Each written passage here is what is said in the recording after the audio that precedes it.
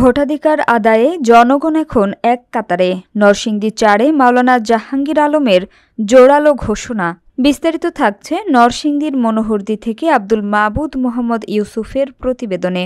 নরসিংদী ৪ আসনে ভোটাধিকার পুনরুদ্ধার এখন জনগণের মুখ্য দাবি, এমন মন্তব্য করেছেন জামায়াতে ইসলামী মনোনীত এমপি পদপ্রার্থী এবং মনোহরদী বেলাবো উন্নয়ন ফোরামের চেয়ারম্যান মাওলানা মোহাম্মদ জাহাঙ্গীর আলম।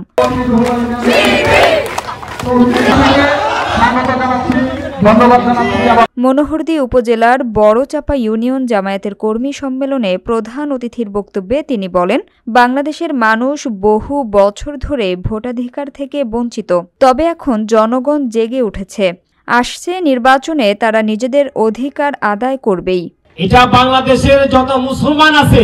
তিনি আরও সংক্ষেপে জানান, দেশের তরুণ প্রজন্ম থেকে প্রবীণ ভোটার সকলেই এবার শান্তিপূর্ণ, স্বচ্ছ ও আইনগত প্রক্রিয়ার মধ্য দিয়ে ভোট দিতে বদ্ধপরিকর। তাই সবাইকে সজাগ ও দায়িত্বশীলভাবে কাজ করতে হবে।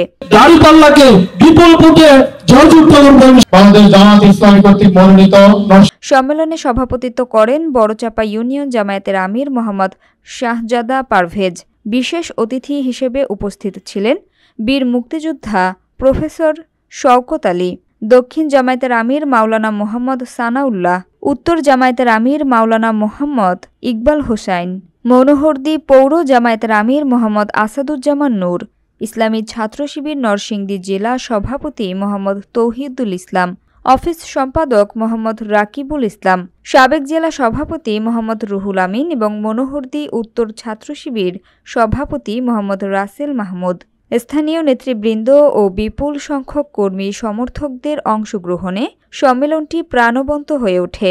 সমাবেশের সার্বিক বার্তা ছিল, আগামী জাতীয় নির্বাচন হবে জনগণের ভোটাধিকার পুনঃপ্রতিষ্ঠার নতুন অধ্যায়। এটা যখন বাংলাদেশের মানুষ বুঝে গেছে, বাংলাদেশের মানুষ যখন জেনে গেছে যে জামাত ইসলামীর মাধ্যমে এদেশে ক্ষুধা মুক্ত, দারিদ্র মুক্ত, বেকারত্ব মুক্ত, নেশা মুক্ত, লুটপাট মুক্ত, দুর্নীতি মুক্ত, চাঁদাবাজ মুক্ত একটি সোনালী সমাজ প্রতিষ্ঠা করা সম্ভব। আর এই কারণে এদেশের মানুষ ঝাঁকে ঝাঁকে জামাত ইসলামের দিকে যখন ঝুঁকছে, তখন তারা জামাত ইসলামের বিরুদ্ধে নানা রকম প্রপাগান্ডা শুরু করে দিয়েছে। তারা যখন মানুষের কাছে যায়, মানুষের কিছু সাড়া তারা পায় না। কারণ স্টেজে উঠে যত সুন্দর কথাই বলুক, এই 54 বছরে বাংলাদেশের মানুষ একটা কথা বুঝে গেছে যে 54 বছর ধরে যে সমস্ত দল, যে সমস্ত ব্যক্তিরা, এমপিরা, মন্ত্রীরা স্টেজে উঠে যে বক্তৃতাগুলো দিয়েছে, বাস্তব জীবনে, তাদের ব্যক্তিগত জীবনে, পারিবারিক জীবনে, রাজনৈতিক জীবনে, সাংগঠনিক জীবনে, রাষ্ট্রীয় জীবনে এই বক্তৃতার সাথে তাদের কোনো মিল নাই। তারা বলে গণতন্ত্র গণতন্ত্র গণতন্ত্র, বলে কিনা?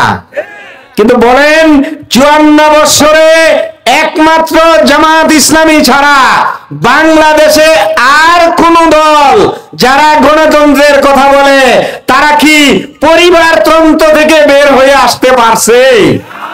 আজও তারা পরিবারের ভিতরেই ঢুকে আছে।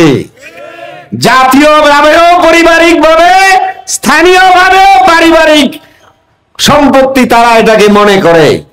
এদেশের মানুষগুলোকে মনে করে কিয়ামত পর্যন্ত তাদের পরিবার থেকেই এদেশের মানুষ তাদেরকে রাজা মহারাজা বানাবে। কথা বলেন ঠিক কিনা? দেশে বিদেশে বসে তারা এই ধরনের রাজা মহারাজার কথা বলে।